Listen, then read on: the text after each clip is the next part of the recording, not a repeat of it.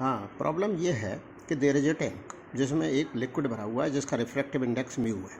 P is a object और this is a plane mirror at the bottom of the tank. अब ये पूछा गया है कि जो ऑब्जर्वर ओ है, जो वर्टिकली एबव पॉइंट पी है, वो इमेज देख रहा है इसकी। एक तो डायरेक्ट पी से यूँ करके रे गई और एक प्लेन मिरर से रिफ्लेक्ट हुई, फिर रिफ्लेक्ट होने के बाद फिर वाटर से रिफ्रैक्ट होकर के फिर आँख में गई। तो जो है ये रे ऑप्टिक्स का ये कंसेप्ट है कि मतलब आपको रे कहाँ से आती हुई लग रही है, या तो डायरेक्ट और या फिर रिफ्रैक्ट जो भी होके आपको कहाँ से महसूस हो रही है।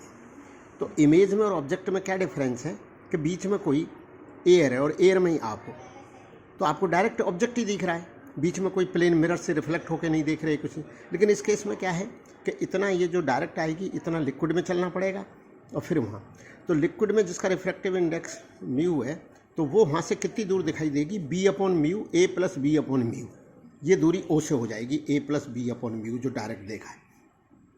अब देखो जो प्लेन मिरर से रिफ्लेक्ट होके जो देख रहा है उसमें प्लेन मिरर के द्वारा उतनी दूरी पर जाके इमेज बन जाएगी, तो 2h plus b upon mu, क्योंकि ये माना जाएगा फिर लिक्विड में, प्लस a। अब इनका डिफरेंस पूछा गया है, तो इनका डिफरेंस जो आएगा ये x1 and this is x2, तो x2 माइनस x1 ये हो जाएगा 2h/म्यू। तो a और b हमको दे भी नहीं रखे थे, तो ये इस तरह से ये सॉल्व हो जाएगा।